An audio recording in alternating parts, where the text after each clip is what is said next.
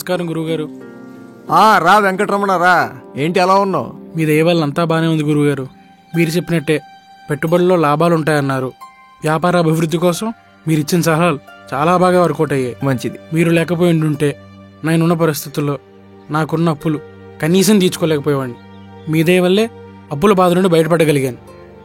నాదే ఉంది వెంకటరమణ, అది నీ జాతకంలోనే ఉంది. నీ జాతకంలో ఉందే నేను చెప్పాను. ఉన్నది ఉన్నట్టే చెప్పారు, అది చాలు గురువుగారు. మీరు అప్పుడు కూడా నా దగ్గర ఏం తీసుకోలేదు. కనీసం ఇప్పుడైనా. ఇప్పుడు నాకు అవసరం లేదు, అవసరమైనప్పుడు నేనే అడుగుతాను.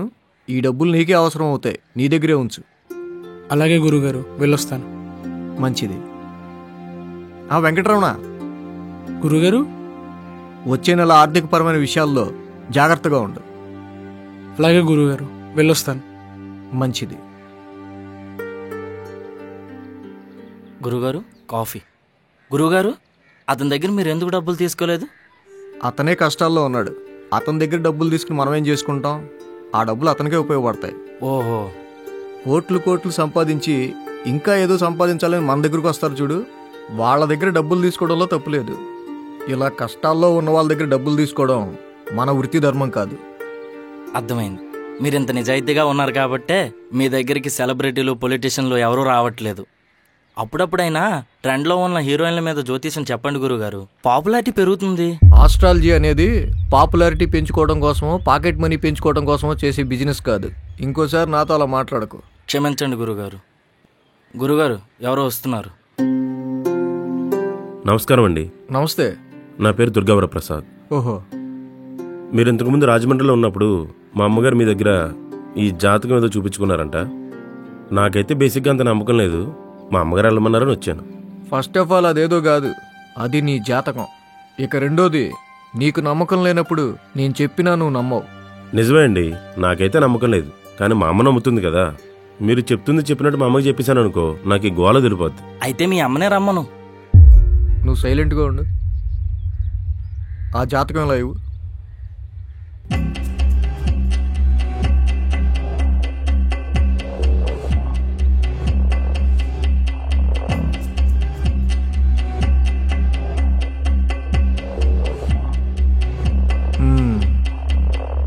నీ జాతకం గురించి ఎప్పటి నుంచో చూస్తున్నా. నా జాతకం కోసమా? అవును. నువ్వు ఇక్కడికి రావడం మీ అమ్మ నిర్ణయించింది కాదు, కాలం నిర్ణయించింది. ఇంకా నీకు 18వ ఏట మీ నాన్నగారికి వృత్తిపరంగా వచ్చిన కొన్ని సమస్యల వల్ల మీరు ఆర్థికంగా చితికిపోయారు. అప్పటి నుంచి కుటుంబ భారం నీ మీద పడింది, అవునా?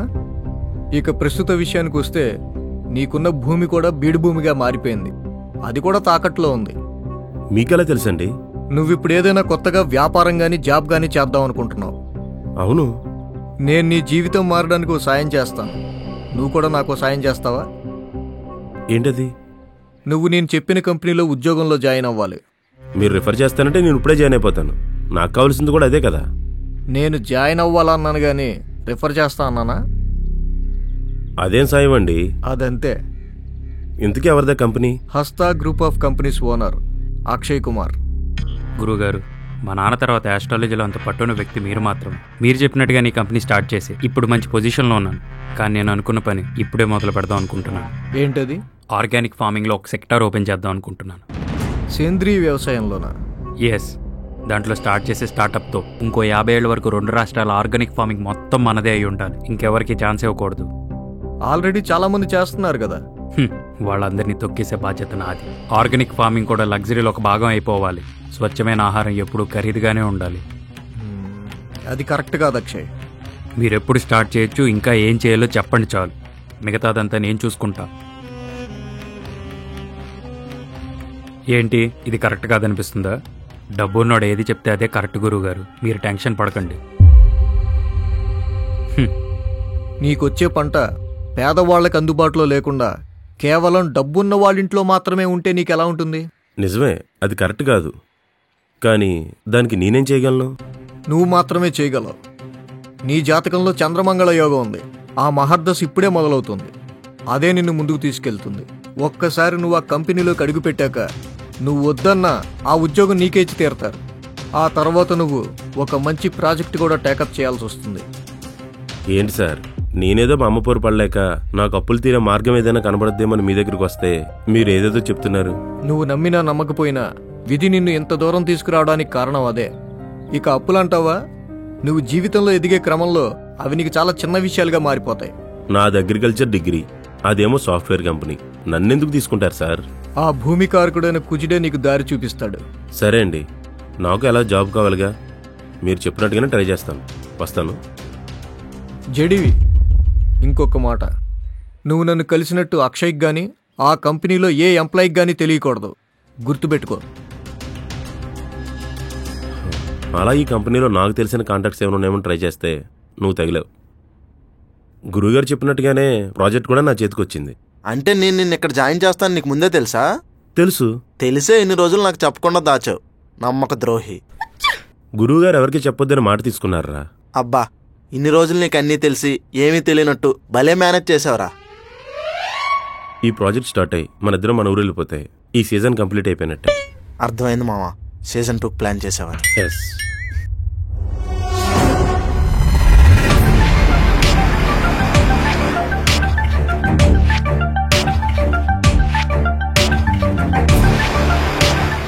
నేను ముందే చెప్పానా వీడో పెద్ద ఫ్రాడ్ అని?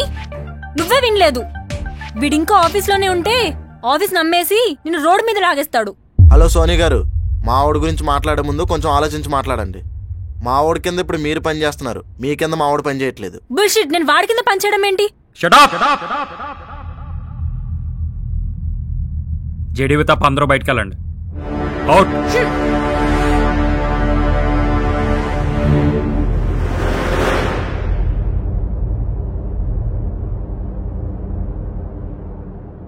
అక్షయ్, మంత కరెంట్ బిల్.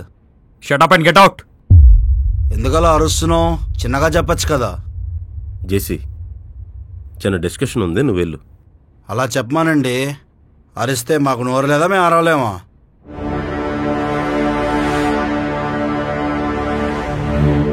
నీ కోపాన్ని నేను అర్థం చేసుకోగలను అక్షయ్. అది నీ వల్ల కాదు జేడీవి, నువ్వు మోసం చేసావు. మోసం చేయలేదు, నిజాయితీగా ఉన్నాను. ఎవరికి? గురువుగారికి. ఇదంతా ఆయనే చేశాడు కదా, చెప్తా. నువ్వు ఆయన్ని ఏం చేయలేవు, ఎందుకంటే ఆయన లేకపోతే నువ్వు ఏ డెసిషన్ ఎప్పుడు తీసుకోవాలో నీకెవరు చెప్తారు? అయితే నేను చంపేస్తా. భలే కామెడీగా మాట్లాడుతున్నావే. నన్ను చంపితే ఆ షేర్స్ నీకు వస్తాయి అనుకుంటున్నావా? ఎందుకు చేసావు జేడీవి? ఎందుకంటే నేను ఒక రైతుని, సగటు మనిషి ఆరోగ్యంగా ఉండాలని కోరుకునే రైతుని. రసాయనిక ఎరువుల వ్యవసాయం వల్ల వచ్చే లాభం కంటే సేంద్రియ వ్యవసాయం ద్వారా వచ్చే ప్రజల ఆరోగ్యం నాకు ముఖ్యం. అదే నా సంకల్పం. ఆర్గానిక్ ఫార్మింగ్ నీ చేతుల్లోకి వస్తే నేను అనుకున్నది జరగదు, ఎందుకంటే కేవలం నువ్వు లాభం కోసం మాత్రమే పనిచేస్తావు. అప్పుడు నాకు మిగిలేదు చిల్లర మాత్రమే. ఆ చిల్లరనే పంచుకుందాం, కానీ ఆరోగ్యాన్ని అందరికీ పంచిపెడదాం. ఇంకో ఇన్వెస్ట్మెంట్ పెట్టుకుంటా, ఇంకో రైతుని తెచ్చుకుంటా. ఈ ప్రాజెక్ట్ క్యాన్సిల్ చేయడం నాకు చిట్టికలో పని. సరే చెయ్యి. ఆదుగా నేను కలిపి ఇంకో ప్రాజెక్ట్ స్టార్ట్ చేస్తాం. నా జాతకం మీద నాకంటే ఎక్కువ నీకే నమ్మకం ఉంది కదా, చూద్దాం ఎవరు గెలుస్తారో. నేనైతే ఈ ప్రాజెక్ట్ ఇలాగే కంటిన్యూ చేద్దాం అనుకుంటున్నాను. నీ 20% వాటా కూడా నీకు వస్తుంది. క్యాన్సిల్ చేద్దామంటే చెప్పు. సరే, నేను ఇంక వెళ్ళొస్తాను.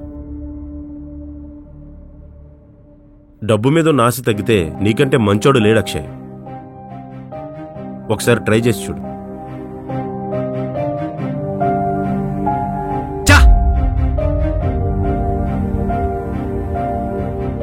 సో నేను నీకు 50% ఇచ్చి మంచి పని చేశాను. నిజానికి ఈసారి నేను గెలవడానికి కారణం మీరే. But don't underestimate Akshay. He can do whatever he wants. అది నేను చూసుకుంటాను. Okay, when do you start? టీంలో ఒకరు తగ్గారు, వాళ్ళని తిరిగి తీసుకురావాలి. Who is that? సుప్రియ. ఏంటి? నీకు 3 months నోటీస్ పీరియడ్ ఉంది కదా, ఎందుకు ఆఫీస్కి రావట్లేదు? తొక్కల నోటీస్ పీరియడ్ ఎవడు ఫాలో అవుతున్నాడు? జరుగు. అలా కాదు సుప్రియ, ఇప్పటికిప్పుడు ఇంకోళ్ళు దొరకాలన్నా కష్టం కదా. కనీసం ఈ ప్రాజెక్ట్ అయ్యే వరకైనా. అది ప్రాజెక్ట్ లీడ్ చెప్పాలి, నువ్వు కాదు. ఒకసారి వెనక్కి చూడు. ఏంటి సార్ మాట్లాడ్డా? అలిగాడంట. ఎందుకంట? నువ్వు మొన్న విసుక్కున్నావు కదా. అబ్బో, ఈయన కలగడం కూడా వచ్చా? ఇప్పుడిప్పుడే నేర్చుకుంటున్నాడు.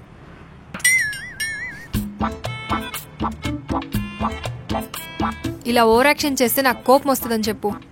వాడితో మాట్లాడు సుప్రియ. అది అడగడానికి నువ్వెవరు? సార్ రాడా? అలా కాదు సుప్రియ. ప్రవీణ్, ఇక చాలు, అక్కడ నేను ఉండలేను. ఆ మనిషికి చెప్పు నా గురించి ఆలోచించడం మానేసి ప్రాజెక్ట్ మంచిగా చేయమని. అదేంటి సుప్రియ అలా అంటావు? అరే వదిలే, ఇంకా లైట్ తీసుకో ప్రవీణ్. నువ్వు ఆగరా. నీకు నాతో రావడం ఇష్టం ఉందా లేదా? సరే మాట్లాడుకు, విను చాలు. నువ్వెందుకు ఇలా ఉన్నావో నాకు సగం సగం అర్థమవుతుంది. నాకు అర్థమైంది నిజమో కాదో తెలియక నిన్ను అడగలేకపోతున్నాను. ఒకటి మాత్రం గట్టిగా ఫిక్స్ అయ్యాను, నువ్వు నాతో వస్తున్నావు. నిన్ను మా ఊరు తీసుకెళ్తానని మాటిచ్చాను. మాటిచ్చాక తప్పే రకం కాదు నేను. ఒకవేళ నువ్వు రాకపోతే మాత్రం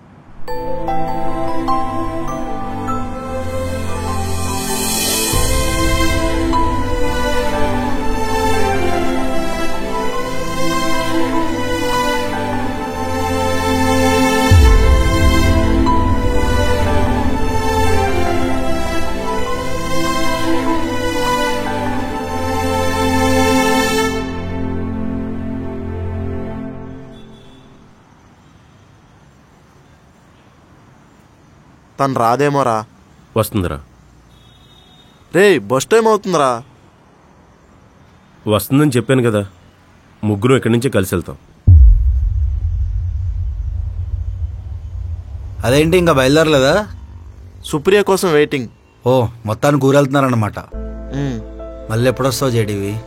ప్రాజెక్ట్ వర్క్లో ఖాళీ వస్తే వచ్చి వెళ్తుంటాను చేసి. ఇప్పుడు నువ్వు అలానే అంటావు, కానీ ఊరు వదిలేసి రావాలంటే మనసు అక్కడ వదిలేసి వచ్చినట్టే ఫీల్ అవుతావు. ఈ ఆఫీసులో అందరికంటే నన్ను బాగా అర్థం చేసుకుంది నువ్వు ఒక్కడవే చేసి. Thank you. మనలో మనకు థ్యాంక్స్ ఏంటి జేడి, నేనే నీకు ఇంక థ్యాంక్స్ చెప్పాలి. అక్షయ్ గట్టిగా దింపావంట. కంగారు పడుకు, నాకు ముందే తెలుసు. తెలుసా? నేను కూడా గురువుగారు రిఫర్ చేస్తే జాయిన్ అయ్యాను ఇక్కడ. అందుకే అక్షయ్కి డౌట్ వచ్చినప్పుడల్లా నేను కవర్ చేసుకుంటూ వచ్చా. చివరకు దొరికిపోయావు. ఇది కూడా మనం మంచికెళ్ళే. నీలో ఎంత టాలెంట్ ఉంది అనుకోలేదు చేసి. మరేంటి కళ్ళు మూసుకొని కామెడీ చేయడానికి ఇక్కడ జాయిన్ అయ్యాను అనుకుంటున్నావా? అక్షయ్ వాళ్ళు ఎలాంటి ప్రాబ్లం వచ్చినా నాకు చెప్పు, నేను చూసుకుంటా. థ్యాంక్ యూ చేసి. అదిగో మళ్ళీ అంటావు థ్యాంక్ యూ అని. మీకు బస్ టైం అవుతుంది అనుకుంటా, బయలుదేరండి. చెప్పాం కదా, సుప్రియ కోసం వెయిట్ చేస్తున్నాం. సరే అయితే జాగ్రత్త.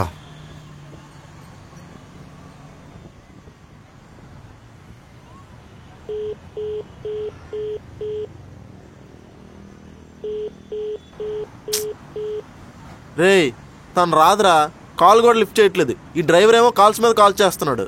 తనకి పికప్ పాయింట్ దగ్గరే కదరా, అక్కడ ఎక్కుతుందేమో. రే తను రాదురా, పొద్దున్న నాకు అర్థమైంది తను రాదని. ఇంక చాలు పదా.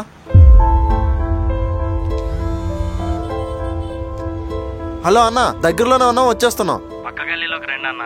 పక్క గల్లీకి ఎందుకన్నా? ఈ గల్లీలో ఎవరో అమ్మాయికి యాక్సిడెంట్ అయిందంట, క్రౌడ్ ఉంది. అవునా, ఇప్పుడే వచ్చేస్తున్నాం. ఏమైందిరా? పికప్ చేసుకునే దగ్గర ఎవరో అమ్మాయికి యాక్సిడెంట్ అయిందంట, పక్క గల్లీకి రమ్మంటున్నాడు. సరే పద.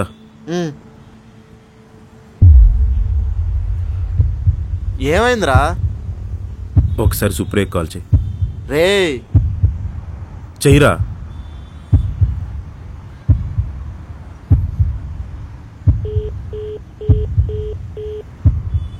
అరే కనెక్ట్ అవ్వట్లేదురా.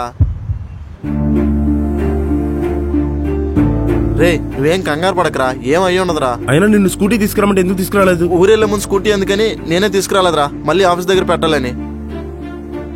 సరే ఫాస్ట్గా నడు. తనకేం కాకూడదు.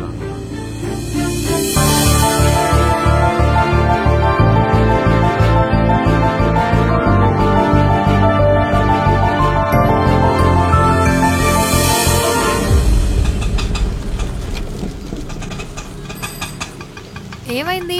లేట్ అయ్యానా? పికప్ పాయింట్కే వస్తున్నానే. అన్న మీరు వెళ్ళిపోండి, మా వాళ్ళు వచ్చారు.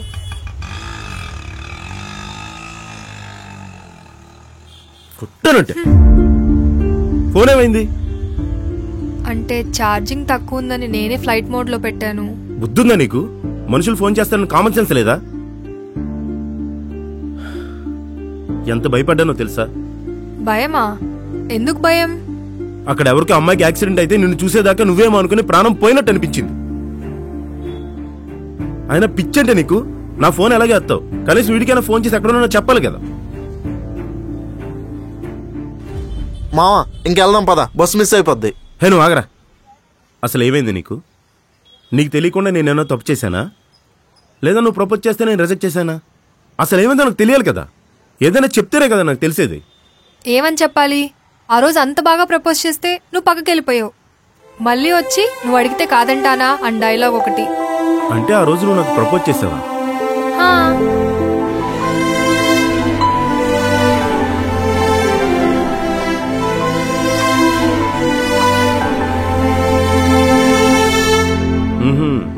అందుకేనా శృతితో ఆ రోజు మాట్లాడుతుంటే మండిపడ్డావు? మరి కాదా? రేయ్ బస్సురా. మరి గ్యాప్ లో ఒకసారైనా నాకు ఐ లవ్ యూ అని చెప్పుంటే అయిపోయేది కదా. అన్నిసార్లు నేనే చెప్పాలి మరి. పెద్ద అందగాడు దిగొచ్చాడు. అయినా నీకు నాకంటే శృతియే ఎక్కువ కదా. ఆ రోజు నేను వద్దన్నా కూడా షాపింగ్కి వెళ్ళావు. అప్పుడు నువ్వు ఫ్రెండ్ లా ఆపుతున్నావు అనుకున్నానే. అయితే మాత్రం నేను ఆపితే ఆగవా? అయినా నువ్వు నన్నేం ఇష్టపడలేదు నాకు తెలుసు. నిజమే, ఎప్పుడూ నీ మీద నష్టాన్ని నేను చూపించలేదు. అలాగని ఇష్టపడలేదని కాదు, నీకు ఆ ఉద్దేశం లేదేమో అనుకున్నాను. ఉద్దేశం లేదా? స్టార్టింగ్ లోనే శృతికి ప్రపోజ్ చేయడానికి అడిగితే ఇండైరెక్ట్ గా నీకు నేనే ప్రపోజ్ చేశాను. అది కూడా అర్థం చేసుకోలేకపోయావు నువ్వు. I love you. I love you for అంటే అప్పుడు నువ్వు నిజంగానే ప్రపోజ్ చేసావా? అది నీ ఫోకస్. నీ ఫోకస్ అంతా శృతి మీద పెట్టావు. ఇంకా నేనెక్కడ కనిపిస్తాను? మావా బస్సు వెళ్ళిపోద్దురా. నువ్వు ఆగరా. అలా కాదు సుప్రియ. శృతి నన్ను కొట్టినప్పుడు ఊరెళ్ళిపోదాం అనుకుంటే నువ్వే నన్ను ఆపి మోటివేట్ చేసావు. నాకు తెలియని కాన్ఫిడెన్స్ ఇచ్చావు. అప్పుడే అనుకున్నాను నీలాంటి అమ్మాయి నాకు తోడుగా ఉంటే బాగుంటుందని. కానీ ఎక్కడ నువ్వు ఇచ్చిన చనువుని అడ్వాంటేజ్గా తీసుకున్నానని తప్పుగా అర్థం చేసుకుంటావేమో అనుకుని నిన్ను అలా చూడడం మానేశాను. అయితే ఇంకెప్పుడు అలా చూడకు. అయ్యో భలేదానివే, ఎంత ఓపెన్ గా చెప్పిన తర్వాత చూడకుండా అలా ఉంటాం. అంటే శృతి అద్విక లిస్ట్ లో నేను మూడోదాన్నా? ఇంకా సుప్రియానే ఫస్ట్, నెక్స్ట్ ఇంకెవ్వరూ లేరు. నాకు నీ మీద నమ్మకం రావట్లేదు. నమ్మకం వచ్చే వరకు వెయిట్ చేస్తాను. అది చూస్తాను. Supriya I love.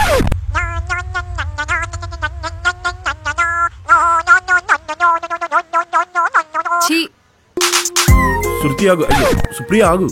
హే పోవయ్యా.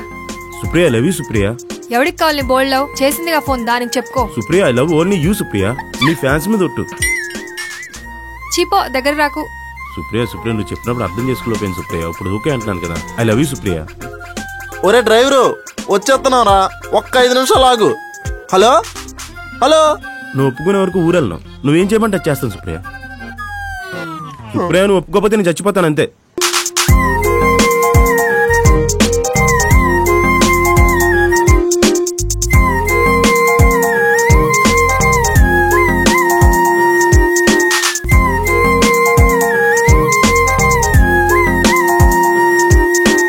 లైఫ్లో అన్నీ సెటిల్ అయిపోయాయి.